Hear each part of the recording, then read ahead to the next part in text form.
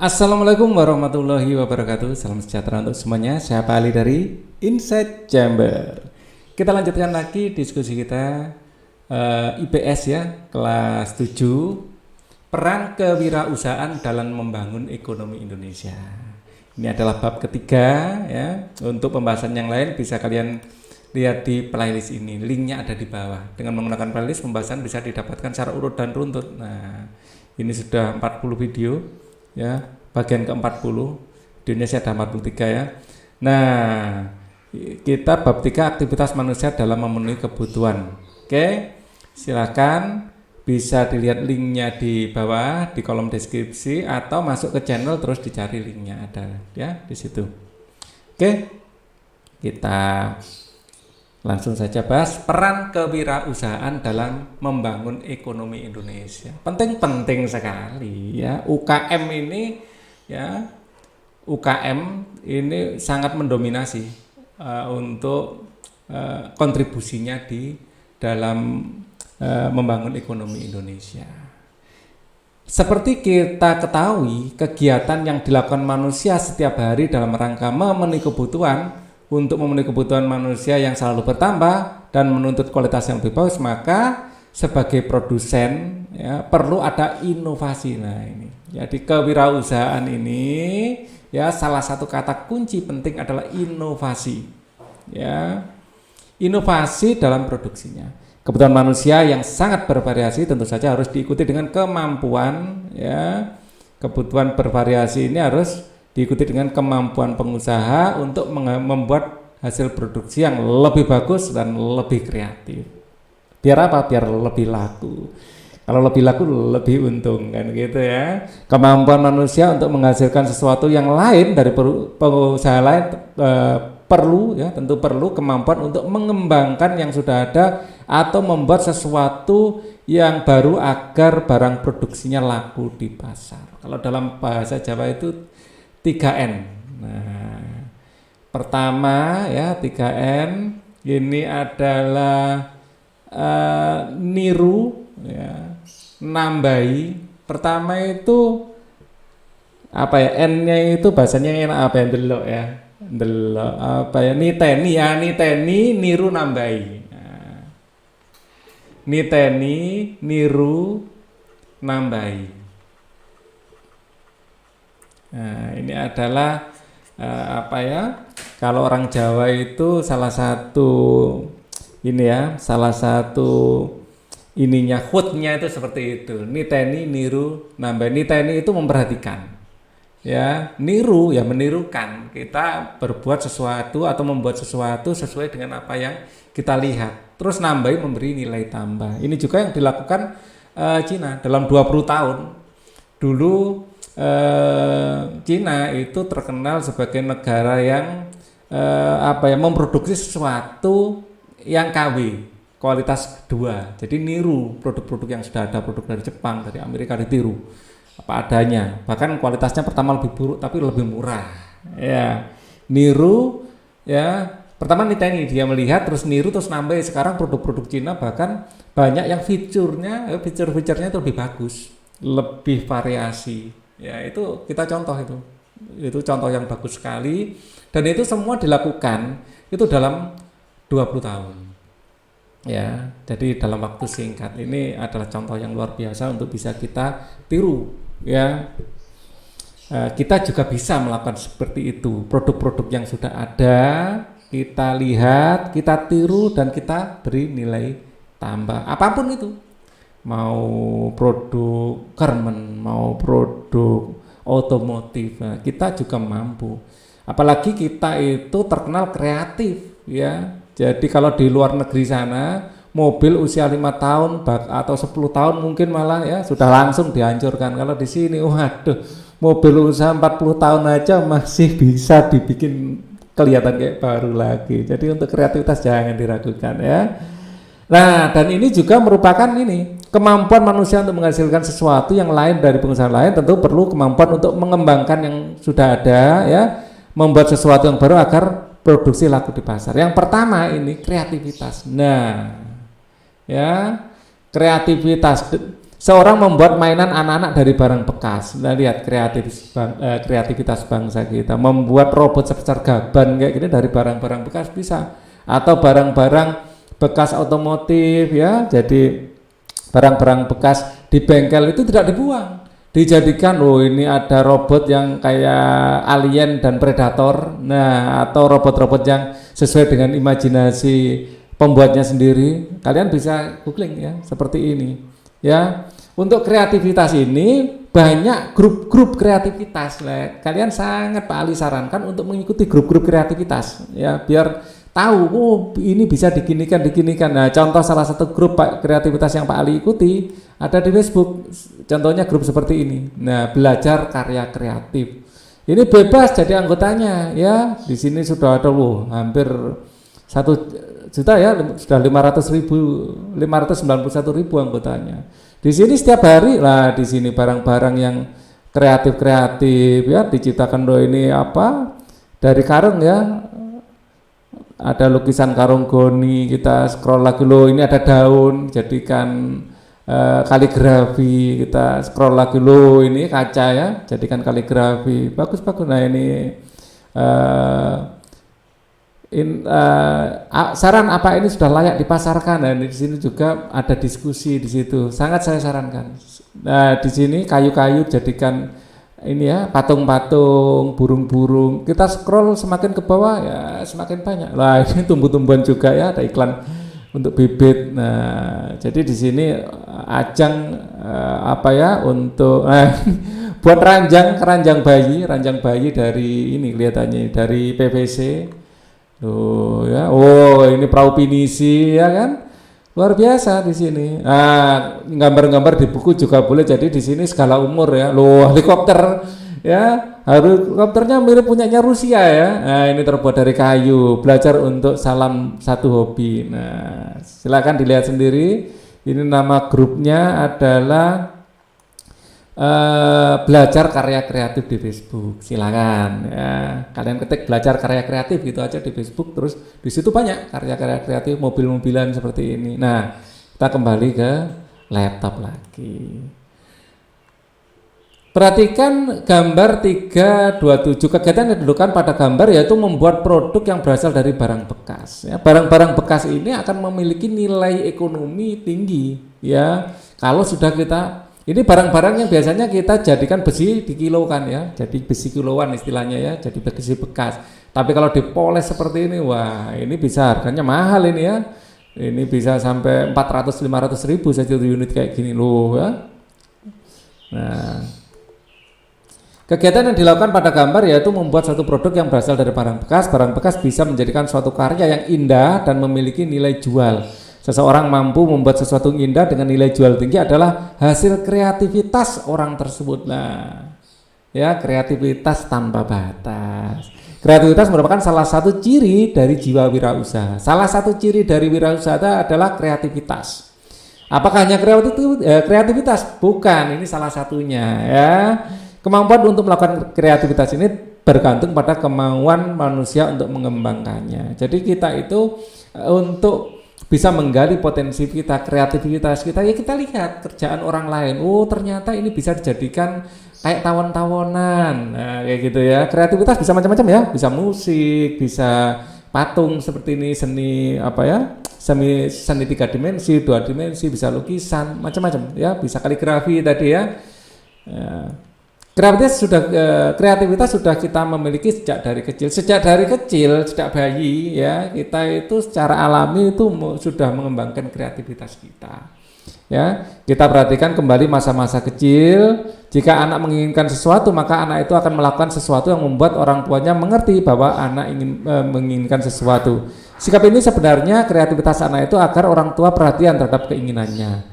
Ya, apa yang dimaksud dengan kreativitas? Sebelum memahami apa itu kreatif, coba perhatikan contoh di bawah ini. Sekarang banyak ya produk yang dibuat berdasarkan apa yang menjadi tren dari tayangan film TV. Contoh tayangan film anak-anak Unyil ya, dari cerita Unyil ya, cerita boneka si Unyil ini, maka timbul kreativitas. Maka banyak sekali produk yang dihasilkan dari tokoh film itu selain boneka ya. Jadi dari cerita si Unyil, orang bisa membuat replika dari boneka si Unyil karena anak itu menyukai tokoh si Unyil, biasanya ingin mengoleksi bonekanya juga, bisa dari kayu atau dari porselin atau mungkin dari apa-apa ya, apapun bahannya itu, bahkan mungkin dari besi ya. Baju, kaos, nah ini kaos si Unyil, baju si Unyil ya. Dulu waktu kecil si Unyil ini adalah tokoh yang sangat terkenal waktu Pak Ali kecil, bahkan hiburan yang paling sukai dulu ya nonton serial si Unyil ini. Maka jika ada penjual kaos gambarnya si Unyil atau tepak ya gambarnya si Unyil, tas gambarnya itu ya anak-anak suka ya, ingin beli ya, kaos, baju, tas, buku dan lain-lain ya. Karakter si Unyil ini, bahkan snack itu juga pakai karakter si Unyil. Pak Ali ingat dulu ya waktu kecil. Ini menunjukkan bahwa produsen melakukan berbagai gagasan kreatif memenuhi kebutuhan masyarakat, terutama anak-anak kecil. Ide-ide pembuatan produk ini merupakan kreativitas pengusaha untuk menawarkan hasil produksinya. Hasil produksi itu laku di pasaran, bahkan orang tuanya juga menyukainya. Ya, kaos yang sama, yang satu gambar si Unyil dan yang satu mungkin gambar yang tidak dikenal ya. Anak akan lebih suka kaos yang ada gambarnya si Unyil, bahkan dijual lebih mahal pun ya, sedikit lebih mahal mau tetap beli ya. Nah, karena ini tokoh idolanya. Mungkin sekarang tokoh idolanya apa gitu ya, yang merupakan tokoh anak-anak untuk karakter kaos misalnya. Banyak kisah lain yang menceritakan kehidupan seorang yang kreatif. Kisah seseorang yang mampu membuat motor kecil yang mesinnya dari mesin pemotong rumput juga merupakan gagasan kreatif seorang. Ya, jadi kalau kita di jalan ya atau di YouTube banyak ya, ada motor-motor mini, motor-motor kecil itu mesinnya bisa jadi mesin pemotong rumput ya. Nah, dengan kreativitas bisa dijadikan macam-macam ya produknya. Seorang dapat membuat berbagai mainan anak-anak dari kertas bekas yang telah dibuang di tempat sampah seperti lampion, ular-ularan, mainan anak-anak lain. Dari sendok-sendok plastik bekas itu bisa jadi lampion. Pak Ali tahu sendiri itu waktu 17 Agustus sebelum pandemi itu masih rame-ramenya. Ya, lagi tren lampion dari sendok-sendok bekas. Ya, dari ini bungkus kemasan air mineral bekas itu. Beberapa contoh di atas kiranya jelas bahwa kapan seseorang dikatakan kreatif. Seorang dikatakan kreatif pada saat manusia memiliki ciri. Nah ini ya, kreatif itu adalah sebuah ungkapan ya. Nah ungkapan ini memiliki sebuah ciri-ciri. Apa itu? Bersifat ingin tahu. Ya kayak ini ya, curious Josh kayak gini, selalu ingin tahu. Ya itu ciri-ciri orang kreatif. Ciri yang kedua adalah sering mengajukan pertanyaan yang baik. Ya, bukan pertanyaan yang nyinyir ya, tapi pertanyaan yang baik, yang konstruktif. Ya, kok bisa? Kenapa? Bisa nggak seperti ini? Bisa nggak seperti itu? Nah, pertanyaan-pertanyaan yang menggugah jawaban, ya, di mana kita dalam proses menjawabnya itu apa ya?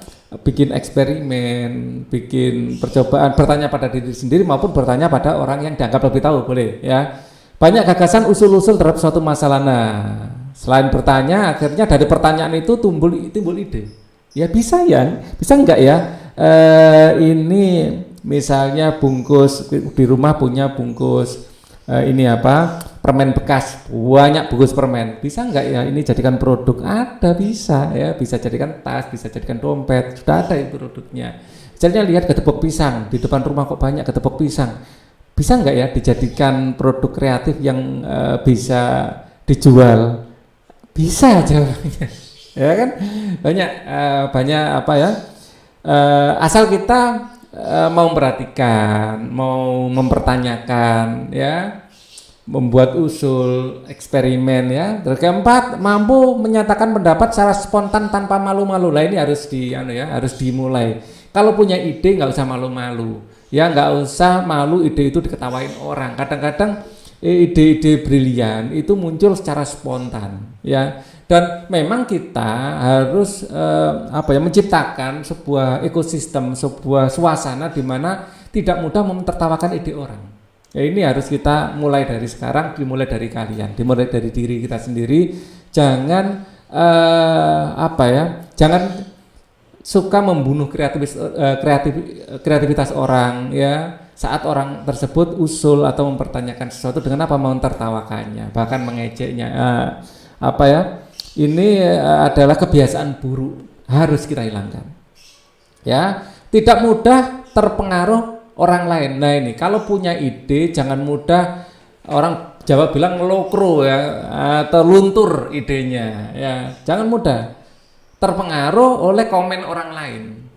Kalau kalian susah untuk menghilangkan pengaruh orang lain, jangan ngomong dulu, coba dulu sendiri. Ya, kalau bisa sih tidak terpengaruh. Apapun apa ya? Ada ungkapan anjing menggonggong kafilah berlalu.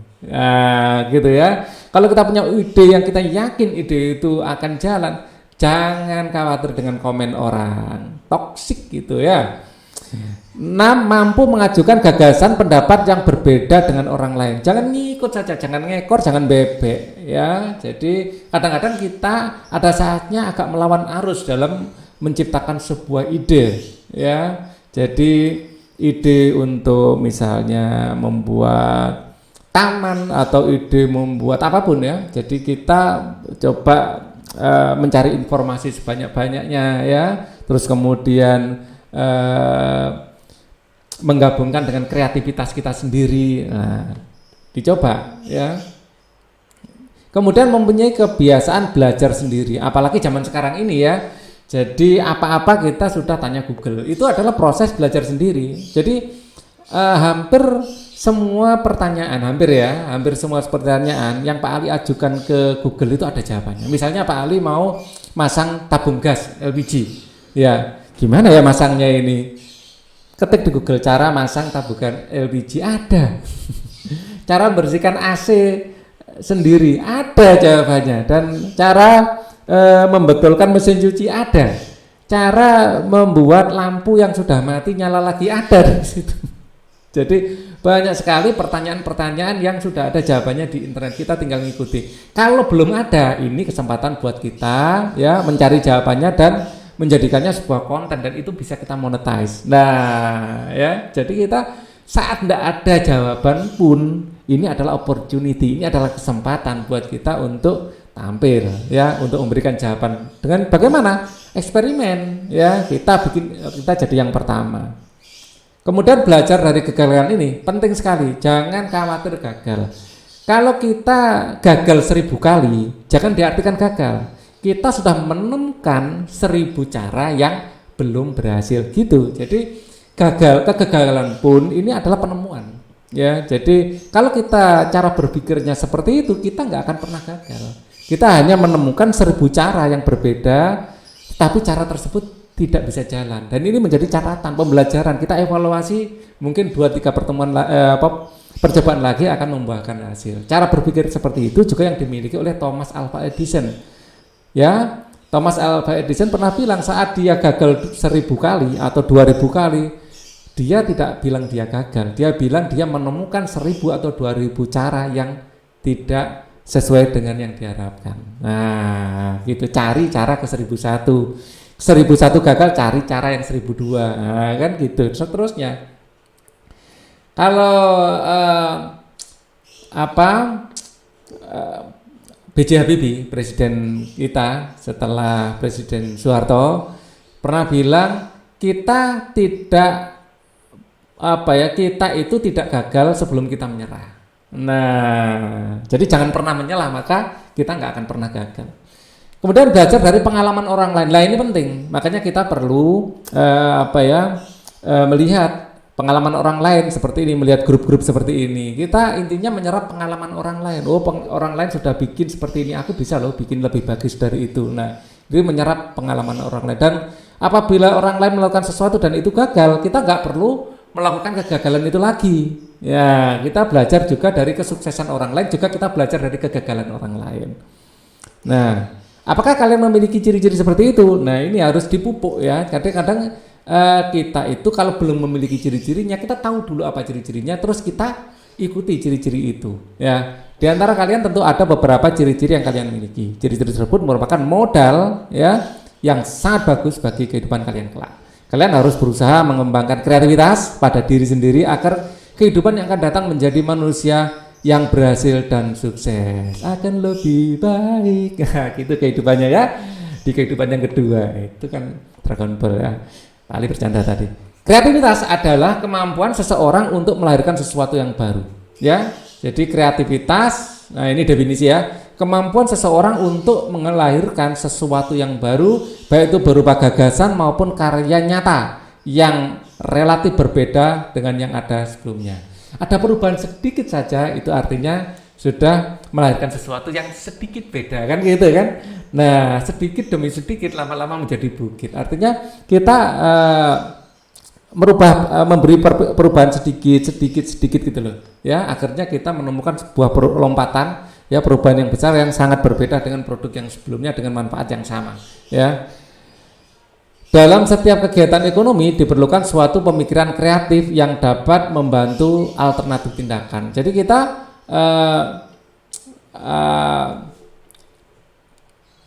untuk kegiatan ekonomi, untuk mendapatkan penghasilan lebih, ya, kita harus kreatif. Barang itu beda kemasan gitu aja, itu bisa lakunya lebih kenceng, ya, beda warna bisa lebih laku. Lah, kemampuan kita untuk mengemas, kemampuan untuk memberi warna baru, kemampuan untuk memberi nilai tambah baru. Nah, ini yang harus kita kita pupuk, ya. Nah, di sini ada ide, ada visi, ada inovasi. Nah, oke, kita lanjutkan lagi. Nah, kreativitas seseorang dapat dipengaruhi oleh kemampuan, ya, yang mempengaruhi kreativitas adalah kemampuan, bakat, dan ilmu pengetahuan ditambah pengalaman. Nah, ini penting. Walaupun kemampuan dan bakatnya mungkin kurang, tapi kalau pengalaman, nah, untuk mendapatkan pengalaman bagaimana? Kita melakukannya berulang-ulang, akhirnya pengalaman. Ya, pengalaman adalah guru berharga untuk memicu kreativitas, keberhasilan dalam kegiatan ekonomi. Ya, kita harus menyadari bahwa tantangan hidup di masa akan datang sangatlah berat. Maka harus dihadapi dengan kreativitas dan inovasi. Apa yang dimaksud dengan inovasi? Inovasi merupakan penciptaan atau penemuan yang merupakan hasil penelitian atau eksperimen. Ya, jadi ini definisi ya, kita ikuti aja. Penciptaan atau penemuan yang merupakan hasil penelitian atau eksperimen. Banyak barang-barang yang memenuhi kehidupan kita, banyak barang-barang yang memenuhi kehidupan ekonomi kita yang merupakan hasil inovasi, dan hal ini sangat dibutuhkan dalam mencapai keberhasilan bisnis. Banyak orang yang berhasil karena ide kreatif, inovatif, seperti tampak pada gambar. Nah, ini adalah ide-ide kreatif, ya. Disney menciptakan karakter Mickey Mouse, ya, yang sangat fenomenal. Akhirnya ini menumbuhkan kreativitas membuat mainan anak-anak. Nah, ini adalah salah satu aktivitas membuat mainan anak-anak dengan karakter Mickey Mouse. Ya, kegiatan produksi mainan anak-anak. Nah, mainan anak-anak ini, ya, kalau kita bisa menciptakan yang karakter Mickey Mouse ini yang wajahnya lucu, menggemaskan, pasti tertarik untuk beli. Pengusaha yang sukses selalu melakukan inovasi. Nah, gagal berinovasi, gagal tumbuh. Istilahnya gitu.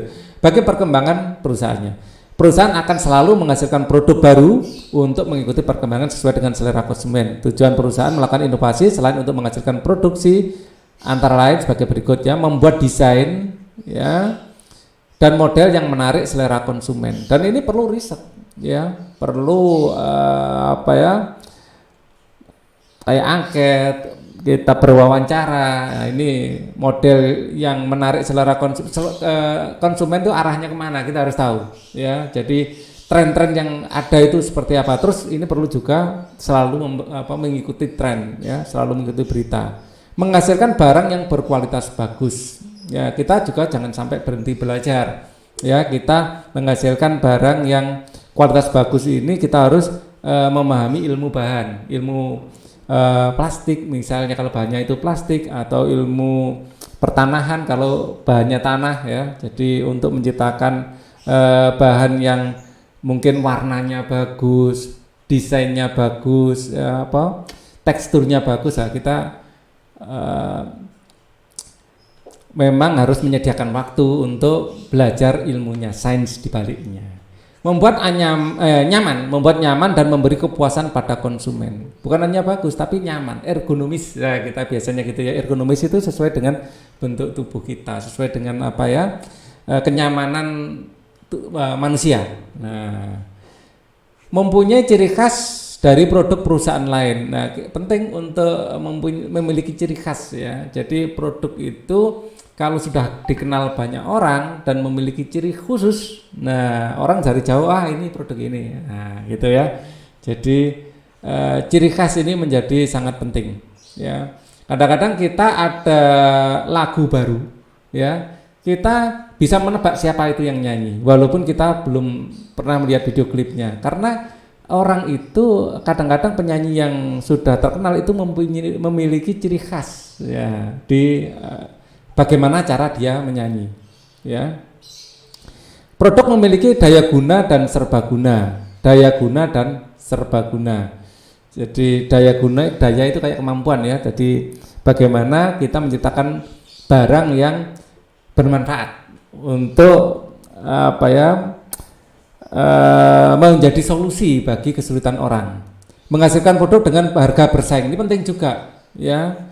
Setelah kita menciptakan produk yang bagus, ya, kita juga harus menciptakan produk yang murah. Bagaimana caranya? Salah satunya adalah dengan efisiensi dalam proses produksinya. Jadi barang yang lebih murah bukan hanya didapatkan dengan mencari raw material atau bahan yang lebih murah saja, tetapi efisiensi dalam proses pengerjaannya. Bukan hanya proses pengerjaannya juga ya, efisiensi dalam proses penggudangan, efisiensi dalam proses pengiriman, ya. Jadi itu sangat berpengaruh pada harga. Bahkan efisiensi sejak pertama kali memutuskan mendirikan pabrik di mana. Nah, itu juga akan berpengaruh nanti. Jadi ngambil barangnya di mana, ngelempar ke pasarnya di mana, itu hubungannya dengan efisiensi, dan ini bisa menekan harga.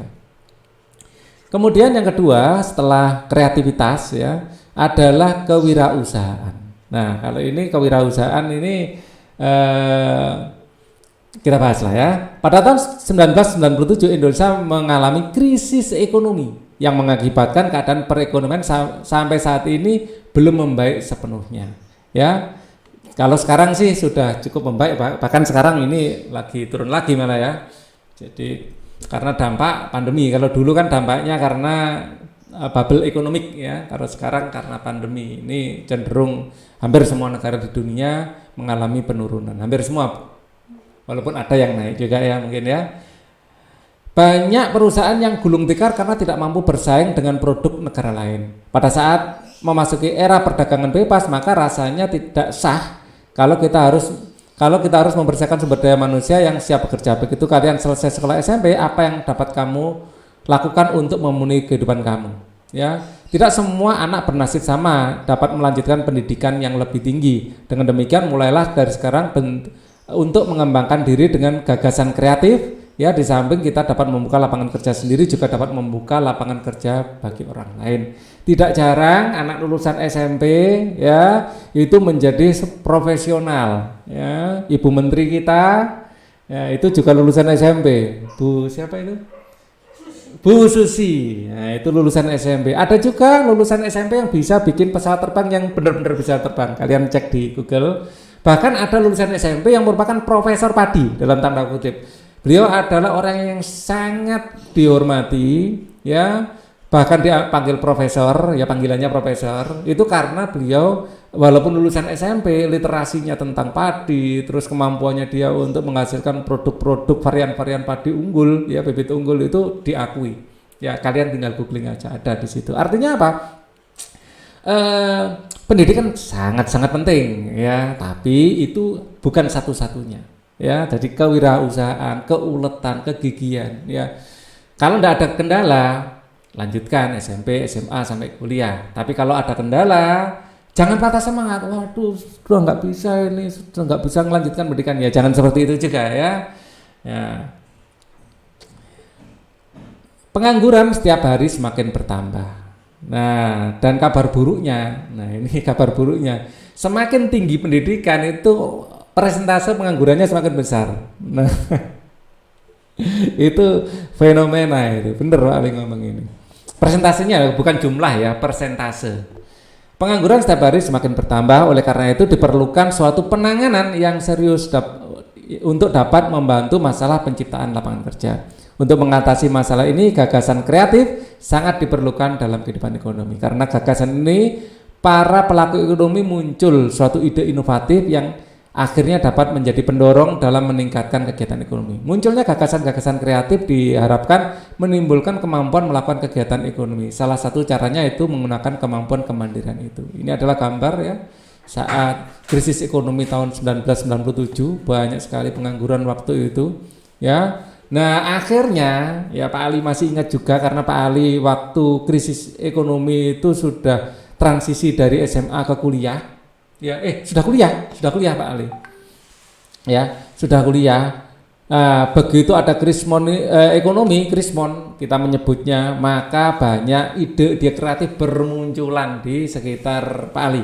Ya, salah satu yang fenomenal adalah munculnya nasi tempe penyet. Lah, nasi tempe penyet ini sebelum krismon itu jarang kita temui. Ya, begitu krisis moneter, di pinggir-pinggir jalan itu banyak penjual nasi tempe penyet. Nah, kalau orang tua kalian atau guru kalian seusia dengan Pak Ali, coba kalian tanya, bener ini ya, terutama di Surabaya ya, karena Pak Ali hidup di Surabaya. Ya, seorang wirausaha adalah orang yang mempunyai kemampuan melihat dan menangkap peluang bisnis. Nah, ini ya. Jadi karena orang itu krisis ekonomi, pendapatan ngedrop, akhirnya kemampuan untuk membeli makanan akan turun juga. Akhirnya ini dulu waktu pertama kali muncul ya, nasi tempe penyet ini harganya Rp500. Ya. Kalau zaman dulu makan dengan biaya 500 masih umum, sekarang 500 ya minumnya aja tidak dapat ya. Ya itu karena inflasi. Nah kalau dulu zamannya krisis moneter ya, tempe penyet ini harganya Rp500 kalau di Surabaya. Ya kadang-kadang plus gratis minum masih ya. Waktu itu minum teh kalau di Surabaya itu Rp100 sampai Rp200. Nah itu cerita teman dulu. Kita lanjutkan. Mengumpulkan sumber daya yang dibutuhkan guna mengambil keuntungan dan mengambil tindakan yang tepat ya. Sekali lagi, seorang wirausaha adalah orang yang mempunyai kemampuan melihat, menangkap peluang bisnis dan mengumpulkan sumber daya yang dibutuhkan guna mengambil keuntungan dan mengambil tindakan yang tepat serta memastikan keberhasilan ya. Jadi pengusaha itu bukan orang yang memanfaatkan kesempatan dalam kesempitan ya, nggak ada minyak goreng malah nimbun minyak goreng, itu pengusaha yang berwatak jahat ya. Nah, berusaha untuk kelangsungan bisnis ya harus berwatak yang baik. Seorang wirausaha tidak hanya mampu berbuat sesuatu yang baik bagi dirinya, melainkan juga bagi orang lain. Kalau kita berbuat jahat, tidak normatif, kalau ketahuan sudah finish. Enggak ketahuan pun, ya, orang Jawa bilang becik ketitik olok toro. Perbuatan buruk itu pada suatu saat ketahuan. Ya, peranan wirausaha juga mampu membuka lapangan kerja baru sehingga dapat membantu pemerintah untuk mengurangi pengangguran. Ya, jadi kalau kita membentuk kemampuan wirausaha kita, ya secara langsung maupun tidak langsung kita membantu pemerintah. Nah, untuk apa? Paling tidak mengurangi pengangguran, kita nggak nganggur atau bahkan kita mampu memperkerjakan orang lain ya sebagai anak buah kita. Nah, bukan hanya diri kita, orang lain juga akan semakin banyak dan pemerintah akan semakin ringan dalam bekerja. Nah, ciri-ciri wirausaha adalah orang yang memiliki potensi untuk berprestasi ya. Dan wirausaha tidak selalu anak yang bintang kelas atau juara kelas di sekolah. Kadang-kadang yang biasa-biasa saja ya, tetapi memiliki kemampuan komunikasi, kreativitas. Nah, yang sebelumnya tidak diketahui ya. Ia senantiasa memiliki motivasi yang besar untuk maju dan berprestasi. Ya, dalam kondisi dan situasi bagaimanapun, ia mampu menolong dirinya dalam mengatasi permasalahan hidupnya. Paling tidak menolong dirinya sendiri dan keluarganya, baru orang lain. Ya, dengan kekuatan yang ada pada dirinya, manusia wirausaha mampu berusaha memenuhi kebutuhan hidupnya. Ya, tidak memberatkan hidup orang lain, tapi justru nanti malah meringankan hidup orang lain. Orang Jawa sekali lagi falsafahnya urip adalah urup. Nah, hidup itu menghidupkan. Nah, di samping itu manusia wirausaha mampu mengatasi kemiskinan. ya, tanpa menunggu pertolongan orang lain. Jadi tidak hanya berharap BLT saja, ya, tidak harap dibantu oleh pemerintah mendapat ya belas kasihan orang, enggak, ya, tetapi justru membantu, ya, berbuat sesuatu. Seorang wirausaha juga memiliki semangat, ya kan, sikap, perilaku, kemampuan dalam menangani usaha atau kegiatan yang mengarah pada mencari, menciptakan serta merupakan cara kerja, teknologi, produk baru dengan meningkatkan efisiensi. Nah, efisiensi itu salah satu faktor penting, ya, untuk meningkatkan kinerja. Nah, seperti ini, lihat, bungkus-bungkus Coca-Cola, bungkus apa ini? Bungkusnya ini bir kelihatannya ini, ya. Kalau ini bungkus apa lagi ini? Macam-macam ini. Yang kuning, ini larutan penyegar. Nah, bungkus-bungkus ini bisa dijadikan yang sudah bekas, yang mungkin sudah dibuang di tempat sampah, di tangan-tangan terampil seperti ini akan menjadi apa? Skuter, jadi robot, ya. Nah, ini akan memiliki nilai jual, dijual laku ini. Nah, hasil kerajinan barang bekas. Kalian perhatikan gambar 3.28. Seorang wirausaha tidak suka bergantung pada pihak lain. Dalam setiap usaha selalu memajukan keluarga dan tidak menunggu bantuan pihak lain.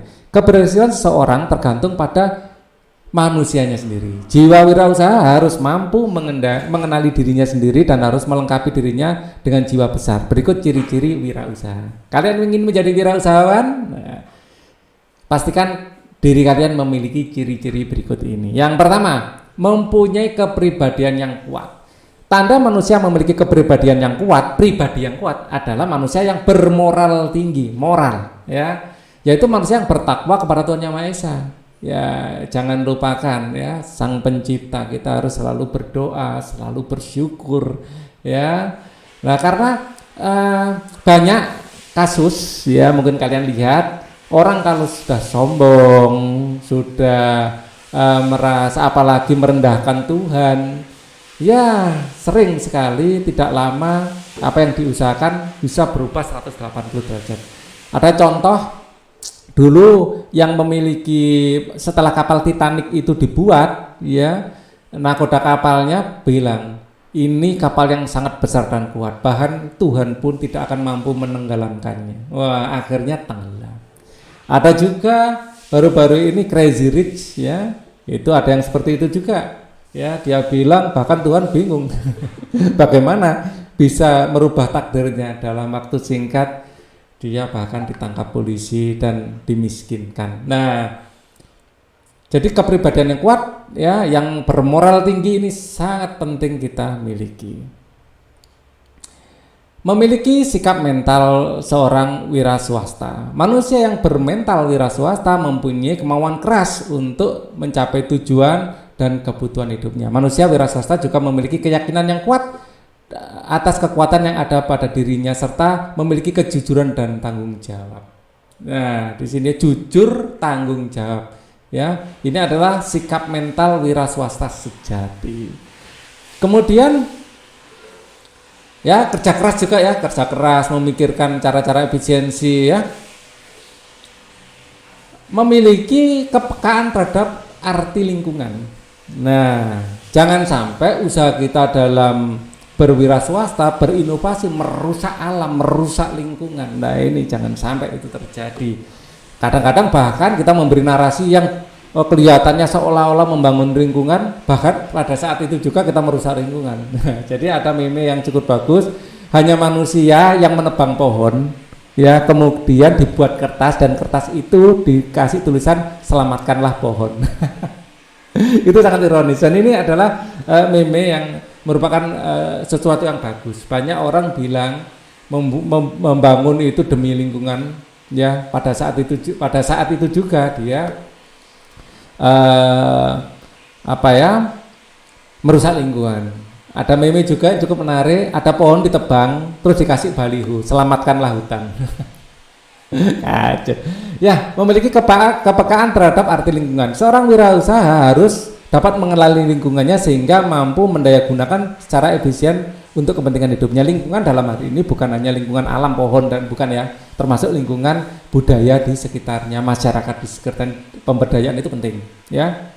Kemudian memiliki keterampilan wira swasta ya. Untuk dapat menjadi wirausaha diperlukan beberapa keterampilan seperti keterampilan berpikir, kreatif, keterampilan memimpin, ya, keterampilan manajerial dan keterampilan bergaul antar sesama manusia. Jadi seorang wira swasta yang bagus, yang mumpuni itu mampu memimpin, mampu memberi arahan, mampu mendelegasikan. Ya, bagaimana cara kita mampu memimpin? Caranya kita juga harus mampu menjadi anak buah yang baik.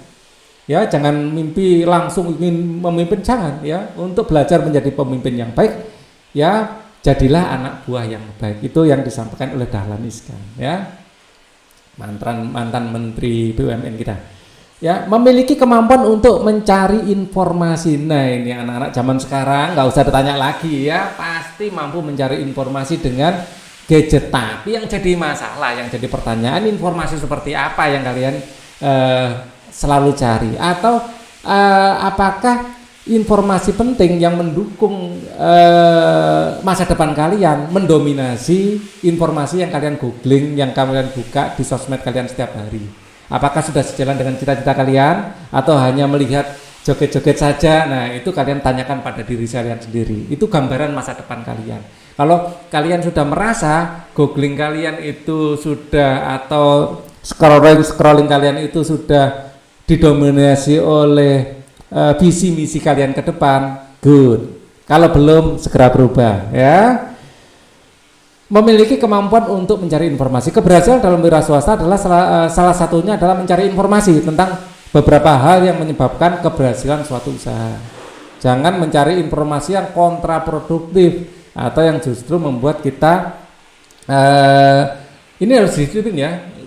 Jadi kalau kalian ingat kalau kalian ingin Instagraman, aku mau Instagraman 5 menit, itu pasti jadi paling tidak minim 15 menit. Bisa sampai setengah jam, bisa sampai 2 jam. Ya, jadi kalau mau kerjakan PR, kerjakan dulu PR-nya baru Instagram dibuka. Sungguh ini. Pak Ali juga salah satu pelakunya masalahnya. Jadi kalau ingin lihat Facebook sebentar itu bisa menjadi 2 jam, bisa menjadi setengah jam. Ya.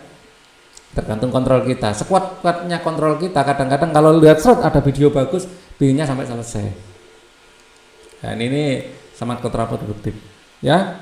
Oke, ini saya lihat terakhir kita sampai pada halaman 179, betul ya. Nah, kita lanjutkan sini. Sekarang rangkuman ya, untuk mensyukuri setiap nikmat Tuhan ya, untuk mensyukuri setiap nikmat yang Tuhan ciptakan untuk makhluknya. Alangkah indahnya apabila kita selalu menggali kemampuan diri agar memanfaatkan sumber daya yang ada secara optimal. Usaha yang pantas kita lakukan misalnya meningkatkan keterampilan yang kita miliki. Bertanggung jawab dan disiplin terhadap kemajuan diri. Disiplin ya salah satu kunci sukses. Ada juga quote yang seperti itu ya, disiplin kunci sukses. Kesuksesan diri tergantung dari kemampuan untuk melakukan perubahan. Ya, kalian sebagai siswa dapat meningkatkan kemandirian dalam belajar, dapat mengembangkan rasa ingin tahu, kreatif, dan mengerjakan tugas-tugas sekolah. Oke, itu rangkumannya. Kita lanjutkan. Aktivitas individu, buatlah hasil karya kreativitas dengan menggunakan bahan yang ada di sekitarmu. Kesulitan-kesulitan apa yang kamu alami untuk hasil karya itu, tentukan harga jualnya. Apabila karya tersebut dipasarkan, ini harus mampu ya menghargai diri sendiri, membuat harga jual, presentasikan hasil karya. Nah, sebagai ide ya, sekali lagi kalian bisa melihat di sini di grup belajar karya kreatif ini. Ya, salah satunya, grup yang lain silakan ya. Ini contoh ya, dari sini apa misalnya ada kaleng bekas atau ada apa, itu bisa dijadikan produk-produk ya, yang mungkin harga ada nilai jualnya. Dari bambu ini ya, kita lihat ini dari kayu ya, ada yang sederhana-sederhana juga ya. Lah ini sandal dibikin seperti ini mungkin juga akan laku dijual ya, dijualnya online aja, dijualnya online ya.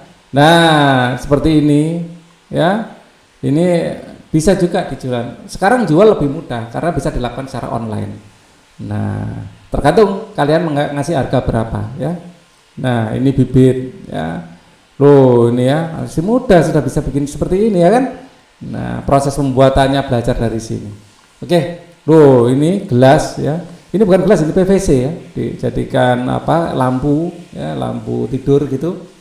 Nah, kalian bisa membuatnya sesuai dengan karakter-karakter yang ngetren di lingkungan kalian, terus coba dipasarkan melalui grup-grup WA ya, atau grup-grup sosial media yang lain, atau mungkin di lapak-lapak online. Oke, kita lanjutkan. Aktivitas kelompok bentuk dengan anggota 4 sampai 5 siswa per kelompok. Sebagian kelompok menjadi penyaji dan sebagai kelompok menjadi penyanggah. Materi diskusi kelompok penyaji. 1. Jelaskan faktor-faktor yang mendorong munculnya semangat wirausaha. Ya. Jadi tadi sudah ada ya faktor-faktor pendorongnya di sini. Faktor-faktor yang mendorong semangat wirausaha. Nah, ini tadi ya. Salah satu faktornya adalah kepribadian yang kuat, sikap mental. Kalian tinggal mengembangkan kalimatnya saja. Kalian tambah sendiri nggak apa-apa, ya. Ya. Faktor lingkungan tadi belum ya. Jadi kita harus memilih lingkungan yang benar, teman yang kreatif ya. Itu belum ada di situ tadi, bisa kalian tambahkan. Bagaimana kaitan antara lemahnya semangat wirausaha dengan hasil produksi yang tidak mampu bersaing? Nah, kalau lemah sikap wirausaha, akhirnya inovasi turun. Inovasi tidak ada, kreativitas kurang. Nah, ini akan menyebabkan apa? Produk tidak bersaing. Produk kurang bersaing. Nah, kalimatnya bisa kalian lanjutkan sendiri. Kelompok 3, apakah penjajahan dari bangsa barat telah berdampak terhadap sikap rendah diri, dan apakah sikap rendah diri itu berpengaruh pada semangat wirausaha? Iya. Ya, kita ini memiliki sikap yang feodal, ya, feodalisme. Nah, ini bisa kita lihat di desa-desa, bahkan di kota. Ya, kalau orang feodal ketemu sama orang feodal, tanyanya apa? Kamu kerja di mana? Kan gitu ya. Kamu kerja di mana?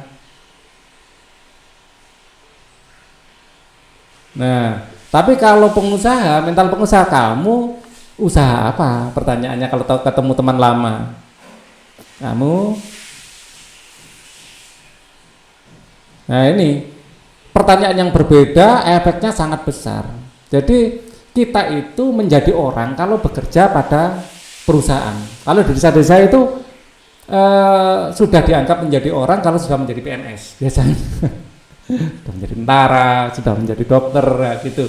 Kalau wirausaha itu kelihatan, ngapain sih hidup susah-susah jadi wirausaha? Masih ada cara berpikir seperti itu. Dan ini adalah hasil penjajahan. Ya, hasil penjajahan. Dan ini harus kita kikis ya. Jadi kita, bahkan petani, kayak menjadi petani itu kayak profesi yang kurang membanggakan. Padahal petani itu adalah profesi yang sangat keren. Ya. Kalau dari awal kita sudah nggak bangga menjadi petani, bagaimana kita mau berkreativitas? Kan gitu ya. Jadi sikap mental ini pengaruhnya besar. Itu mungkin bahan-bahan yang bisa kalian olah untuk dijadikan sebuah bahan diskusi. Kelompok 4, bangsa Indonesia merupakan negara yang sebagian besar penduduknya masih bergerak di sekitar pertanian, ya, dan perkebunan. Bagaimana peluang wirausaha di bidang pertanian dan perkebunan di Indonesia? Nah, ini ironisnya, ya, jadi kita masih banyak yang impor toh, kedelai masih impor, banyak sekali gula juga, garam pun masih impor. Nah, ini peluangnya sangat besar. Ya, lahan bukan hanya di Jawa, ya, di luar Jawa itu masih sangat luas lahannya. Nah, ini peluangnya masih besar. Itu baru pertanian, belum perikanan. Indonesia ini negara tropis yang pada hari bersinar sepanjang tahun. Karang-karang, terumbu karang apa itu tumbuh dengan subur di bawah permukaan air, dan itu adalah tempat yang bagus, media yang bagus untuk ikan. Jadi seharusnya kita itu harusnya menjadi raja ikan di dunia ini, ya. Dan tentu saja ini masih peluang yang sangat besar, ya. Apalagi Indonesia juga hampir semua tanaman bisa tumbuh loh. Nah, ya.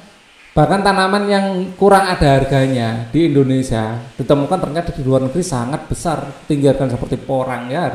Kalian bisa ini ya, bisa porang. ini peluang ekspornya besar, talas. Terus kemudian ini peluang ekspor ini besar sekali. Terus kemudian kelor, daun kelor, ya, ini daun ajaib, ya, mudah ditanam, nanam sekarang bulan depan sudah bisa panen, ya.